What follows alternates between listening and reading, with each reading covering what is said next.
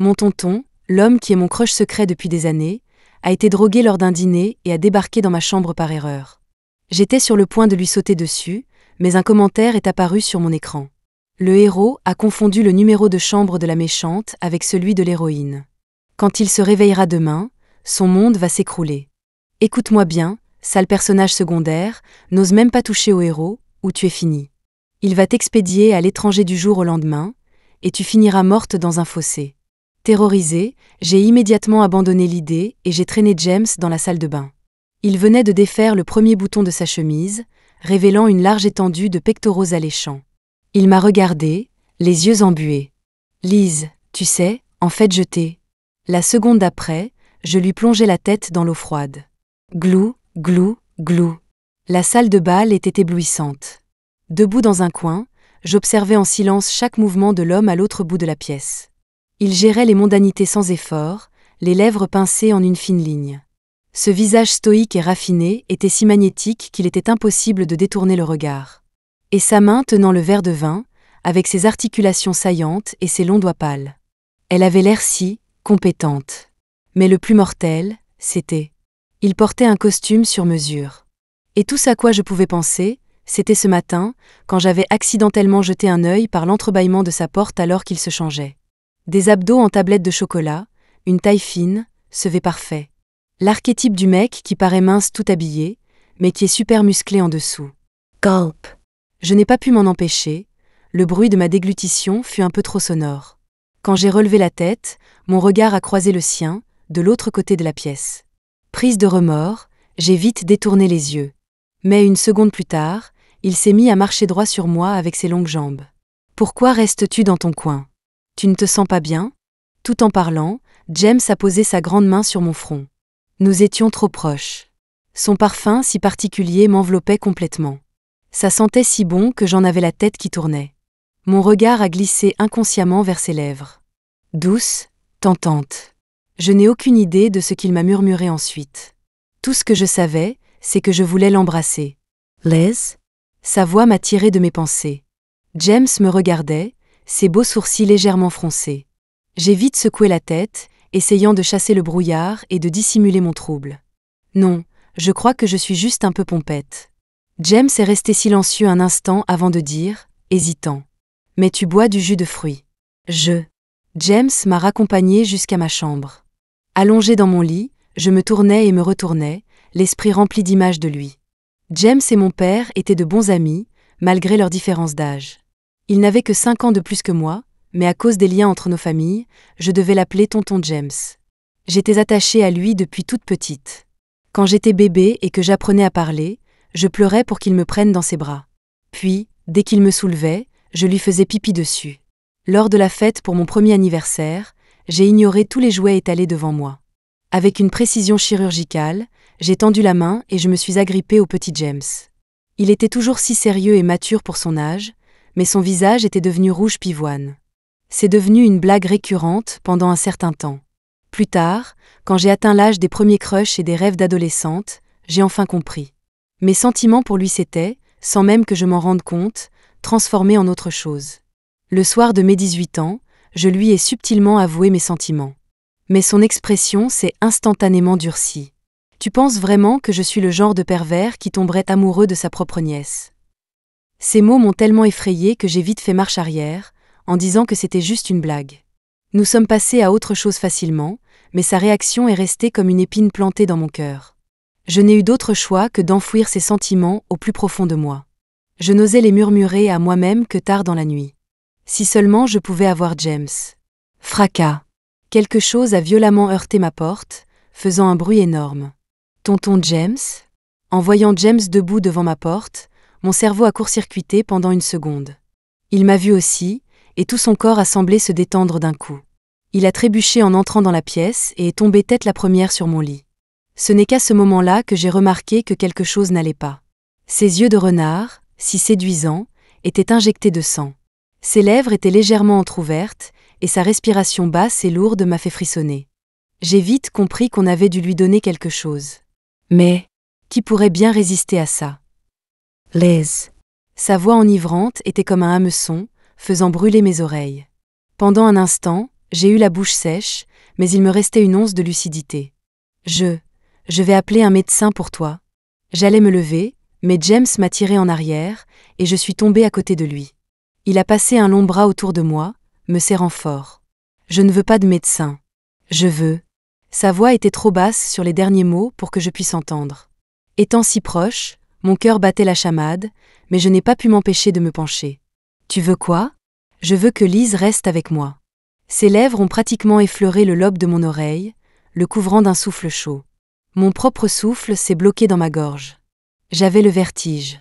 Peut-être, juste peut-être, que le James en face de moi m'aimait en retour. J'ai hésité un long moment.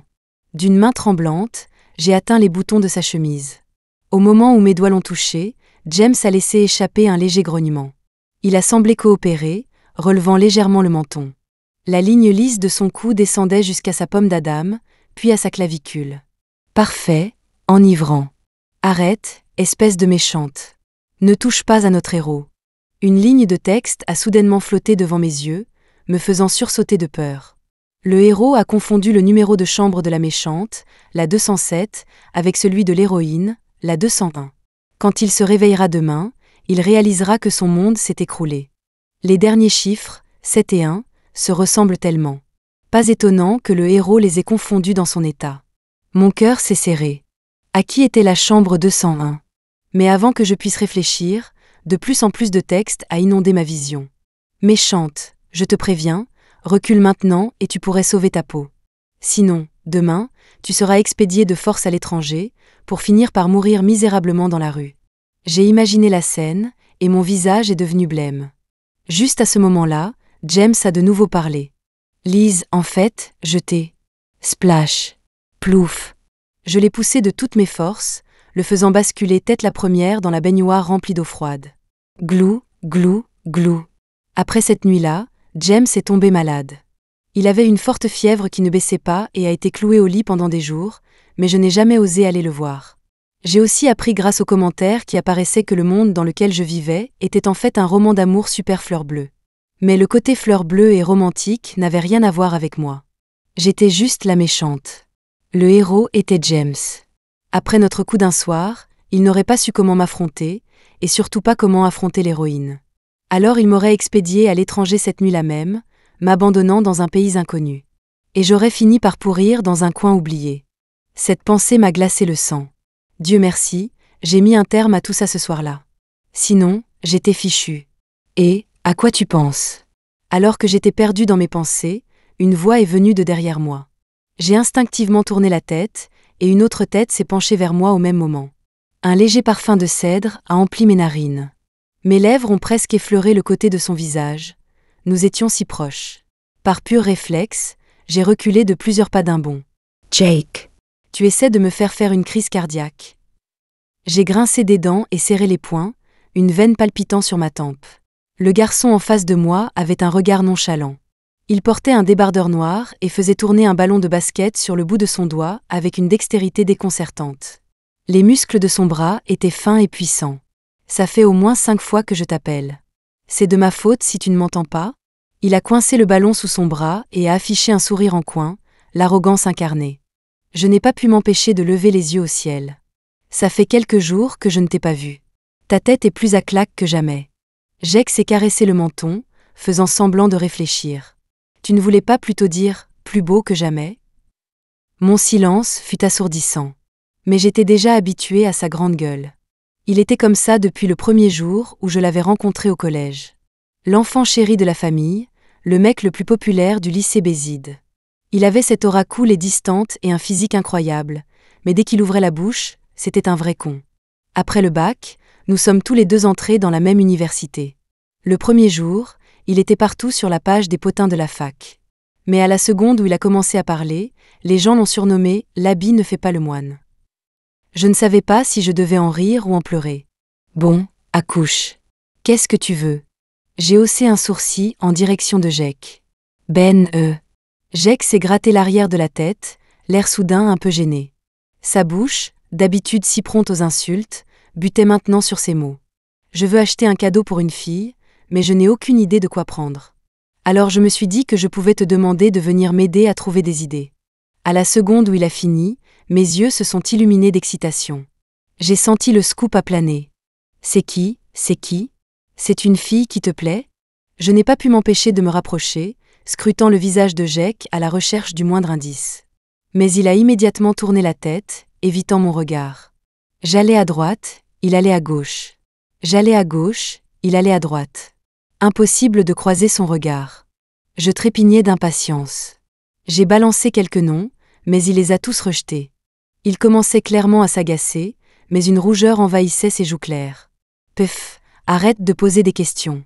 Tout ce que tu as à faire, c'est de venir avec moi. Avant que je puisse réagir, la chaleur de sa main s'est enroulée autour de mon poignet.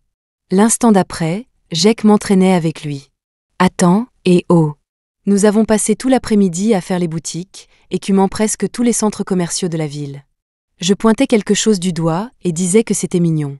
Jake secouait la tête. Je disais qu'une autre chose avait l'air bien. Jake secouait encore la tête. Je désignais autre chose, et Jake secouait toujours la tête.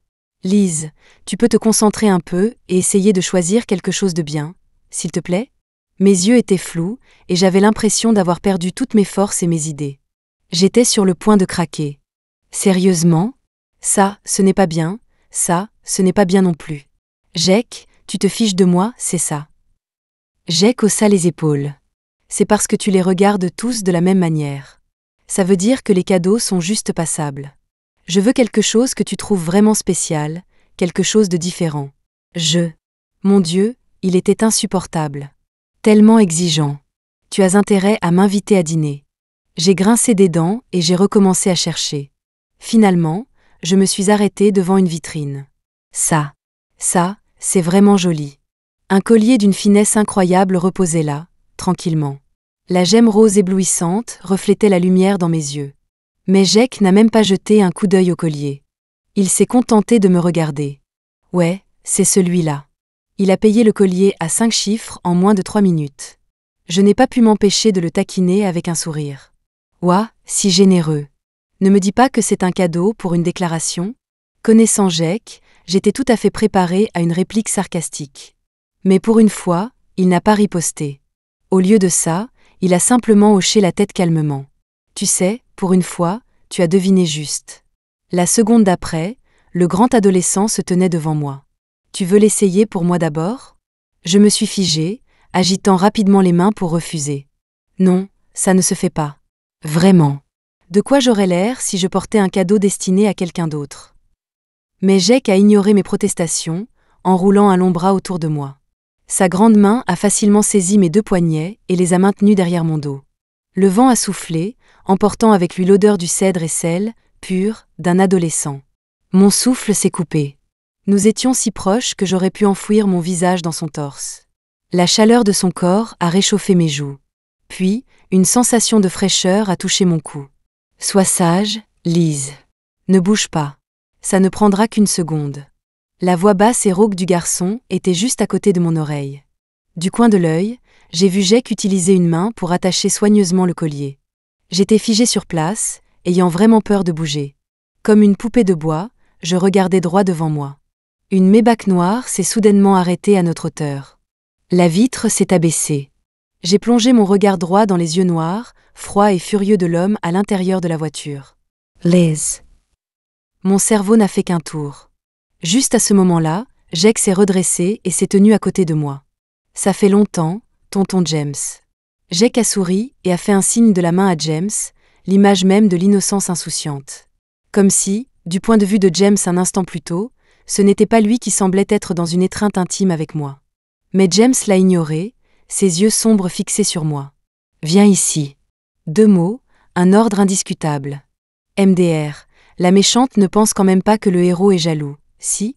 Il pense juste que sa petite brebis est en train de se faire embobiner. N'importe quel tuteur plus âgé aurait la même réaction en voyant ça. D'ailleurs, la méchante a-t-elle oublié qu'elle doit aller au dîner de famille au manoir ce soir? Le héros veut juste qu'elle vienne pour la raccompagner. Après tout, il y va aussi. Les commentaires sont revenus en force. Et j'ai poussé un long soupir de soulagement. Alors c'était ça. Pendant une seconde, j'avais failli me laisser emporter à nouveau. J'ai des projets ce soir, alors je vais juste rentrer avec mon oncle. J'ai fait un signe d'adieu à Jake. Il a hoché la tête. D'accord, sois prudente. Dans la voiture. J'étais assise à côté de James.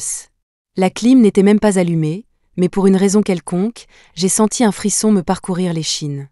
Tu t'assois si loin de moi ? James m'a jeté un coup d'œil, blotti dans mon coin comme si j'essayais de disparaître, et a ricané. Tu étais plutôt proche de ce gamin, pourtant. Je voulais expliquer que c'était un malentendu. Mais les mots sont morts sur mes lèvres.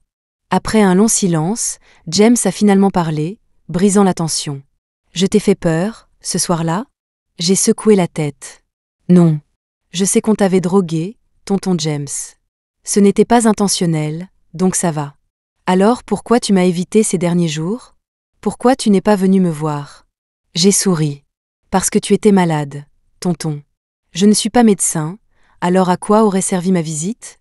James est resté sans voix une seconde, puis il a essayé de sonder, presque en plaisantant. Si froide avec moi tout d'un coup. Ne me dis pas que tu sors avec ce type maintenant ? C'est un secret. Liz. La patience de James s'épuisait clairement. Je te pose une question. Et quel rôle as-tu dans ma vie qui te donne le droit de me poser ce genre de questions ? J'ai regardé James droit dans les yeux. Il s'est arrêté, et mon cœur a recommencé à s'emballer d'espoir.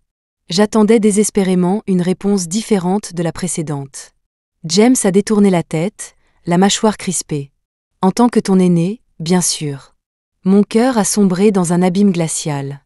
J'ai tourné la tête aussi, fixant la vitre de la voiture. Même un aîné n'a pas le droit de se mêler de ça. Alors, tu sors avec lui ? Devine. Non. Je n'approuve pas. Et ça te regarde en quoi ? Liz, tu. La voiture s'est engagée dans l'allée juste à ce moment-là, mettant fin de force à notre dispute. Après être sortis, James et moi avons pris des chemins séparés, sans nous adresser un autre mot. Dès que je suis entrée, j'ai remarqué une femme que je n'avais jamais vue auparavant. Elle était assise au milieu du canapé, entourée d'une foule de gens. Liz, te voilà. Viens, laisse-moi te présenter quelqu'un. Grand-mère m'a fait signe de m'approcher. Je me suis approchée rapidement, et elle s'est levée, entraînant la femme avec elle. Voici Emily, une mondaine de la famille de Hong Kong. C'est aussi la fiancée de ton tonton James. Un fracas énorme a résonné dans mes oreilles, comme si un rocher venait de se briser. Quelle surprise inattendue! J'ai forcé un sourire et j'ai jeté un coup d'œil à James. Quand est-ce que c'est arrivé ? Oh, ça a été arrangé il y a des années. Tu étais trop petite à l'époque, Liz. En plus, j'ai étudié à l'étranger ces dernières années et je viens de rentrer, donc c'est normal que tu ne sois pas au courant. Emily a souri doucement, s'approchant de James et passant très naturellement son bras sous le sien. N'est-ce pas, James ? Les commentaires se sont déchaînés de joie. Oui, c'est l'héroïne. On est enfin sauvés. Regardez la tête de la méchante, elle est abasourdie. Tu ferais mieux de laisser tomber ces pensées déplacées, elles sont juste dégoûtantes. En fait, l'héroïne était dans la chambre d'Axe en grave côté, la 201, pendant le dîner. Dommage que le héros ait mal lu le numéro, sinon ils auraient déjà, et... Je veux voir ça.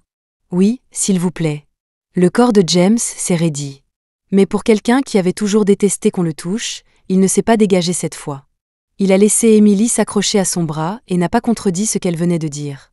Ils se tenaient là, ensemble, un couple parfait et magnifique. Les commentaires les chippaient comme des fous, mais mes yeux me piquaient. Mon appétit avait complètement disparu. Je vais monter me reposer un peu. Manger sans moi. Mais dès que je me suis allongée sur mon lit, j'ai senti quelque chose de lourd sur mon cou. J'ai instinctivement porté la main à mon cou et je me suis redressée d'un bond. Le collier que Jake avait acheté était toujours autour de mon cou. J'avais oublié de l'enlever. Oh, merde! J'ai rapidement attrapé mon téléphone et comme par hasard, un message de Jake est apparu. Il paraît qu'il y a une pluie de météores ce soir. Ça te dit d'aller la voir ensemble ? Il a oublié de récupérer son cadeau super cher, et tout ce à quoi il pense, c'est une stupide pluie de météores. Mec, tu n'as pas oublié quelque chose d'important ? Passe me chercher dans un moment, je te rendrai le collier. Quoi, ne me dis pas qu'une certaine idiote vient juste de s'en souvenir. Ok, je me sens visée. Merci. J'ai gonflé les joues, mes doigts volant sur l'écran. Bien sûr que non. À tout à l'heure. J'ai rapidement rassemblé mes affaires et je me suis précipitée en bas. À table, Emily était assise à côté de James. Il a déposé un morceau de poisson dans son bol. Mange, a dit froidement James. L'écran s'est rempli d'une flopée de Ah. MDR, le mec niait ses fiançailles avec l'héroïne il y a 1 minute, et maintenant il la serre. Avoue-le, héros, tu es déjà tombé amoureux d'elle. Personne ne peut résister au charme de notre héroïne.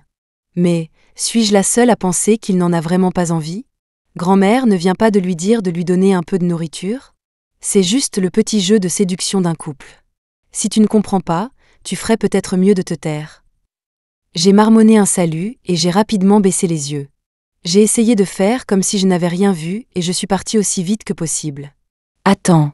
La voix de James est venue de derrière moi. Il est si tard. Avec qui sors-tu, et où? Ma jambe, qui était sur le point de franchir la porte, s'est immobilisée. Je t'ai déjà dit que j'allais voir une pluie de météores avec un ami. James. Encore Jake? L'air autour de lui est soudainement devenu lourd. Tous les autres semblaient confus et effrayés, n'osant pas faire un bruit. Et moi, j'avais juste l'impression que son humeur, depuis notre rencontre aujourd'hui, était complètement irrationnelle. Je n'avais pas la force de gérer ça. Je me suis juste retournée et je suis partie. Reviens ici. James a commencé à me suivre, mais la seconde d'après, Emily s'est effondrée dans ses bras. James, j'ai un peu le vertige. Je crois que j'ai un peu trop bu. Grand-mère l'a rapidement pressée. Qu'est-ce que tu attends? Dépêche-toi de l'aider à monter dans sa chambre pour qu'elle se repose. Ça y est. Une des scènes cultes que nous attendions tous arrive enfin. Une beauté ivre dans ses bras? N'importe quel homme normal serait tenté, non? Le décor est planté.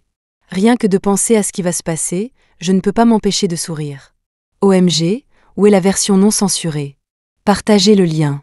Je ne veux pas être coincée à regarder un tas de plus tard. Lise, sois prudente. Rentre vite. Grand-mère me l'a rappelé encore et encore. J'ai hoché la tête distraitement. Dans ma vision périphérique, j'ai vu James soulever Emily dans ses bras, et j'ai pratiquement pris la fuite. Je suppose que c'est mieux ainsi, ai-je pensé. Sans cette erreur de l'autre soir, j'ai sauvé ma propre vie. Et leur relation devrait maintenant progresser sans encombre, n'est-ce pas? Pourquoi tu pleures? Sur la colline, la brise du soir soufflait, brouillant ma vision. La voix claire d'un garçon est venue de mon oreille, teintée d'une pointe d'inquiétude. J'ai reniflé, forçant un ton léger. Juste une rupture. Ce n'est pas grave, cependant. Ça ira mieux dans 1 minute. Je me suis assise sur l'herbe. Jake se tenait derrière moi, se rapprochant. Puis, il a posé ses mains sur mes joues, me forçant à lever la tête. Jake, alors tu dois regarder le ciel à un angle de 45 degrés. Moi. Pourquoi? Jake. Parce qu'alors tes larmes ne tomberont pas. Ma bouche a eu un tic. C'est une blague vraiment nulle. Ah. Je plaisante. Jake s'est assis à côté de moi, posant son menton sur sa main et inclinant la tête pour me regarder. Ses yeux sombres et brillants reflétaient mon propre visage misérable. Si tu es triste, pleure. Je pourrais envisager de te prêter mon épaule. J'ai haussé un sourcil, surprise. Tu peux être aussi gentil? Jake, 100 € la minute. Les prix sont clairement affichés. Tu vois? Tu souris maintenant. Jake a fait un V avec ses doigts, le pressant contre les coins de ma bouche et les poussant vers le haut. J'étais encore plus sans voix. Est-ce qu'un rire forcé par l'agacement compte comme un vrai rire?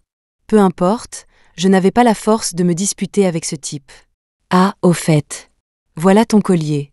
Tu devrais vraiment faire plus attention à un cadeau aussi cher. J'ai sorti la boîte contenant le collier et je l'ai tendu à Jake. Mais il n'a pas tendu la main pour la prendre. Au lieu de cela, il a levé les yeux. Les étoiles étaient dispersées comme de minuscules joyaux dans le ciel nocturne. Le clair de lune était brumeux.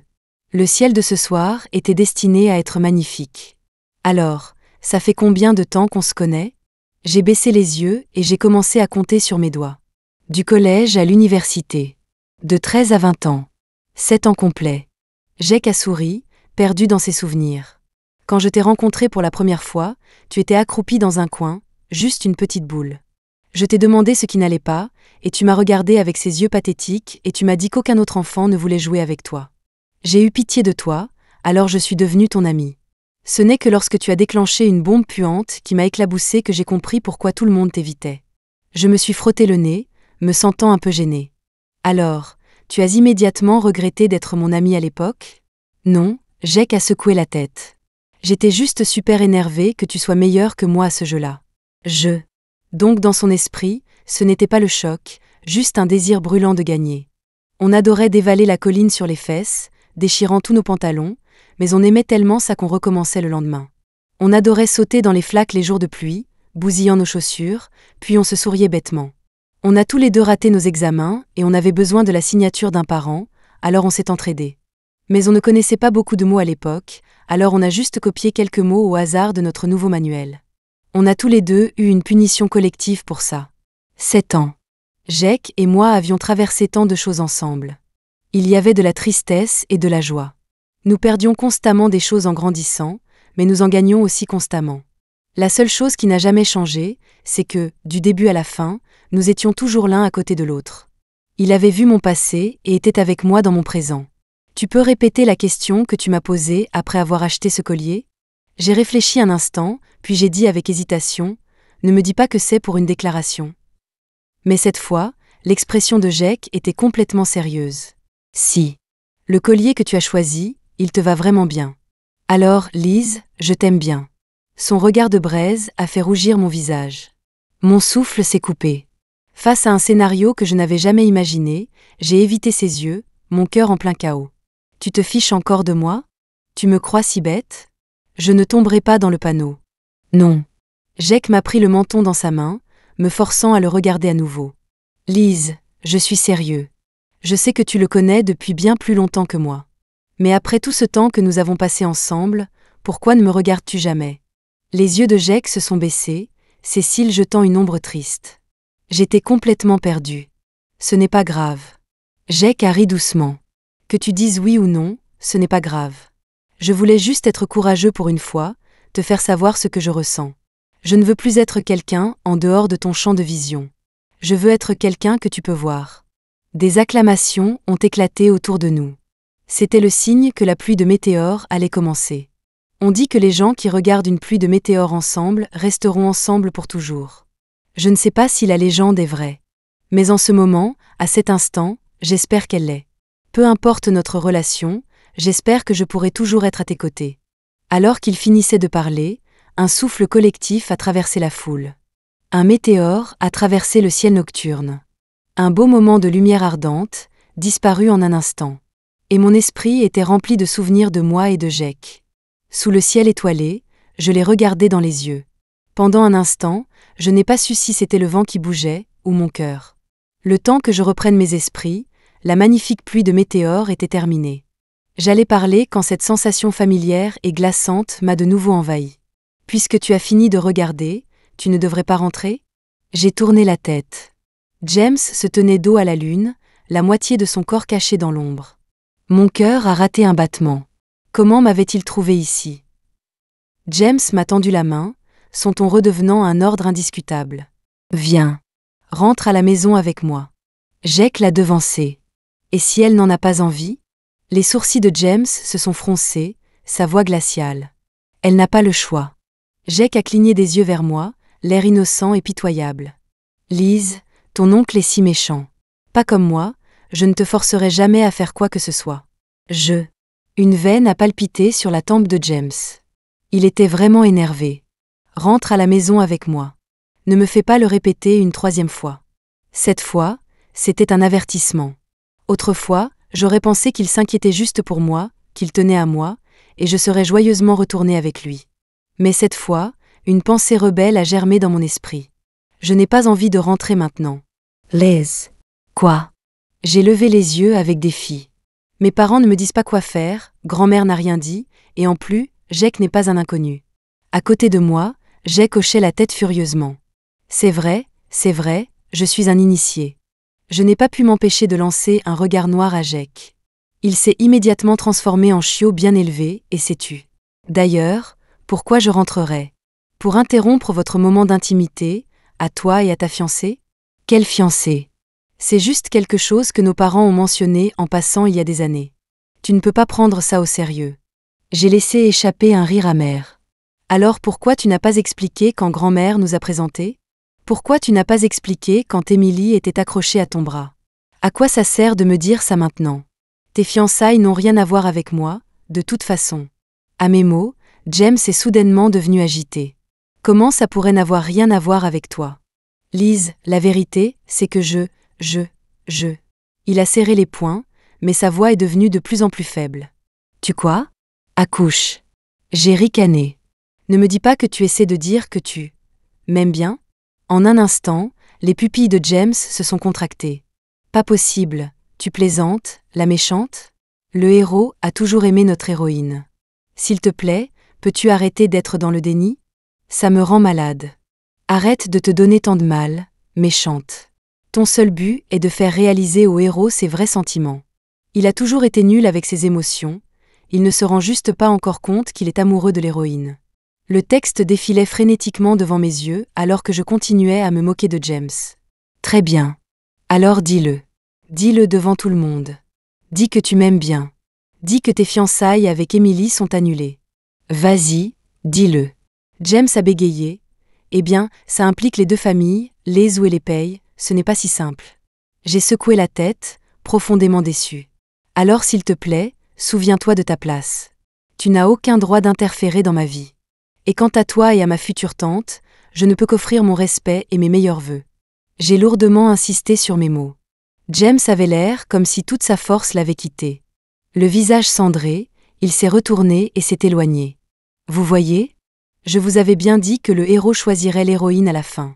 Même si cette nuit-là a été un échec, la méchante a quand même rempli sa mission, faisant réaliser au héros que son cœur n'appartient qu'à l'héroïne. Et il reste pur pour elle. C'est gagnant-gagnant. Célébrons tous ensemble. Alléluia. L'écran était rempli de méchantes, et ça me rendait folle. En grandissant, j'étais peut-être un peu gâtée et espiègle. Mais je pouvais honnêtement dire que je n'avais jamais rien fait pour blesser qui que ce soit. En quoi j'étais une méchante? D'ailleurs, c'est ma vie, et c'est moi qui la dirige. Je serai toujours la protagoniste de mon propre monde. Je refuse d'être un personnage secondaire. Vous allez la fermer à la fin? J'ai crié dans ma tête. Mais étrangement, cette pensée est apparue comme une ligne de texte en gras, noir et rouge, flottant au milieu de l'écran. Je me suis figée. Les commentaires ont clignoté pendant quelques secondes, puis se sont remplis de textes denses et choqués. Ah! Qu'est-ce qui se passe? La méchante peut vraiment nous voir. J'ai eu l'impression d'avoir trouvé une faille. J'ai serré les poings, fait tourner mes poignets et me suis préparée au combat. Très bien. Puisque vous me traitez de méchante, autant jouer le rôle jusqu'au bout. Ils ont crié, essayant de fuir en panique. Mais il était trop tard. Bam! Je leur ai balancé un coup de poing en plein milieu. L'écran s'est brisé en un blizzard de parasites. Et ma vision, enfin, est revenue à son calme d'antan. J'ai secoué ma main et je me suis souvenu que Jake était toujours à côté de moi. Voyant sa mâchoire tomber, j'ai souri. Si je te disais que je voyais un tas de textes aléatoires m'insulter, et que je viens de tout réduire en miettes, tu penserais que je suis folle? Mais Jake a juste secoué la tête et m'a souri en retour. Non. Je dirais juste, bien joué. Jake m'a raccompagné chez moi. Les lampadaires étiraient nos ombres. Elles se balançaient d'avant en arrière, et le bout de nos doigts s'effleurait accidentellement. J'avais marché avec Jake tant de fois, mais c'était la première fois que je me sentais si nerveuse. Je gardais la tête baissée. Il tendait la main vers la mienne, puis la retirait à la dernière seconde, se retenant. Quand nous sommes finalement arrivés au portail du domaine de ma famille, nous avons tous les deux semblé pousser un soupir de soulagement. Demain, je te donnerai une réponse. Ne te presse pas, parce que j'espère que nous aurons beaucoup d'autres demain. J'ai dit au revoir à Jake. Au 3e étage, un coin du rideau était tiré. J'ai levé les yeux et j'ai croisé le regard de James. Mais j'ai fait comme si je n'avais rien vu et je suis allée directement dans ma chambre.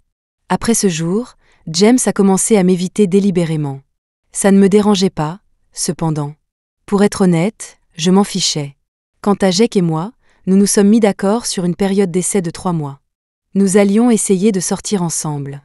Si à un moment donné nous sentions que ça ne marchait pas, nous arrêterions et redeviendrions amis. Mais à notre grande surprise, nous avons découvert quelque chose d'incroyable. Peut-être parce que nous nous connaissions depuis si longtemps et que nous nous comprenions si bien, nous étions en parfaite synchronisation. 3 mois plus tard, il m'a de nouveau demandé d'être sa petite amie. J'ai dit oui. Jake et moi étions officiellement ensemble. Nos 2 familles étaient ravies. Sauf une personne. James. La nuit où nous avons officialisé, il s'est complètement saoulé et a frappé à ma porte. Cette fois, je ne l'ai pas laissé entrer. Il m'a regardé, les yeux injectés de sang. La vérité, c'est que je me suis droguée moi-même ce soir-là. C'était peut-être le seul moyen d'avoir le courage de te dire que je t'aime bien. À cause de mon amitié avec ton père, je n'ai jamais pu surmonter ce blocage mental. Je pensais que tu comprendrais, que tu pourrais m'attendre. Mais je suppose que, avant qu'il puisse finir, une autre tête est apparue derrière moi. Il est en pleine nuit, tonton. Vous êtes ivre. Ne devriez-vous pas chercher votre fiancé au lieu d'obséder sur la petite amie de quelqu'un d'autre? C'est quoi ce passe-temps bizarre? Jake a passé un bras autour de ma taille, me tirant de force dans ses bras. James avait l'air encore plus dévasté. Il a trébuché en s'éloignant et a pris la fuite. Lâche. Jake a ricané. Puis il a fait faire une pancarte avec la photo de James dessus, un grand X rouge dessiné sur son visage. En dessous, il a griffonné 4 grands mots, défense d'entrée. Il l'a collé directement sur le portail principal. À partir de maintenant, il n'a plus le droit d'entrer. Jake faisait la moue, et je n'ai pas pu m'empêcher de rire de lui. Tiens, ça sent l'aigreur par ici. D'où ça peut bien venir? C'est si difficile à deviner. Jake m'a juste serré plus fort dans ses bras.